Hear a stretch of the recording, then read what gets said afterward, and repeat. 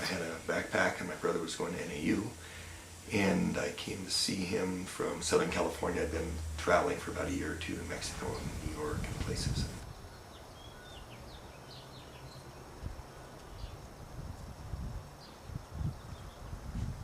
And found some old high school friends, went hiking in the Grand Canyon,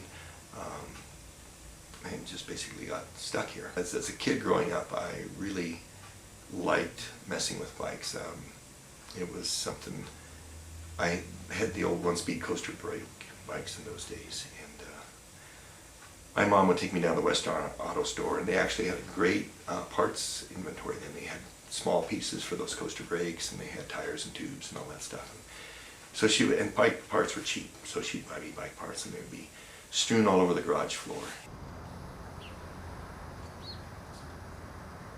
But I really, like bicycles. I think it's kind of one of those signature moments in any child's life when they learn how to crawl, they run around the house, and then they run around the yard, and then all of a sudden they get this bicycle, and they have to ride in front. But one of those days they break free and they go ride 3 or 4 blocks away, and their whole world expands. In '72, I was working for Abley Sportsman. He said, I want you just to give these used bikes a lick and a promise, and make sure they can run, and we'll donate them to charity or something. He said, but don't spend a lot of time on them. And so I was so excited to be working in a bike shop, and I remember it was a 3-speed bike, and I just couldn't help myself. I completely dismantled this bicycle. And Scott came back to check on me, and it was kind of like a kid with his hand in a cookie jar. And he says, so I thought I told you. He says, oh, else? And he says, I should just fire you right now. And I said, oh, because I really liked, when I was, it's only early on, but I knew I really liked doing that. So I borrowed a little bit of money and opened a garage bike shop up on Beaver Street. And there was a large bike boom that year. There was also an energy crisis. There were lines at the gas station, and all this, falderall about transportation and gas. And so that was the big international bike boom. All of a sudden, the 10-speed bike became really popular. And so anybody who opened a bike shop that year was probably guaranteed some success. And mountain bikes came along, and that was about 82, 83. And that was really the beginning of my success story as far as being a small businessman goes.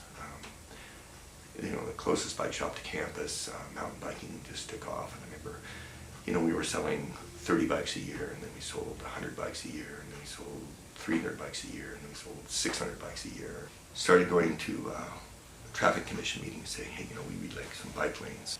We answered all the questions and found roads that would be suitable. And I remember the last argument that the traffic commissioner, the traffic engineer had, he says, Elson, he says, that paint is expensive. It has reflective material. It's very expensive paint. We really can't afford to put a stripe on the road. Then I remember when we dedicated the South Beaver Street bike lane, all the city council came out, and they had found bicycles, and there was an entourage of whatever, the mayor and the 6 councilmen were riding down South Beaver Street.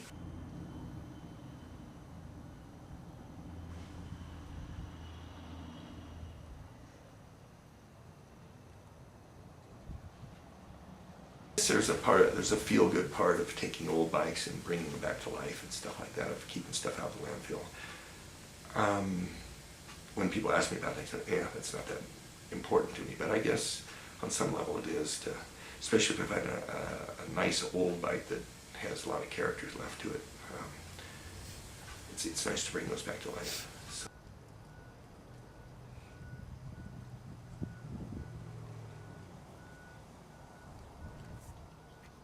I have not been that dynamic a leader by any stretch of the imagination. If anything, it's longevity more than anything else, that I've been around doing it for a long time, and I've been relatively consistent over the years that I've kept doing it. And as far as all the plaques and stuff,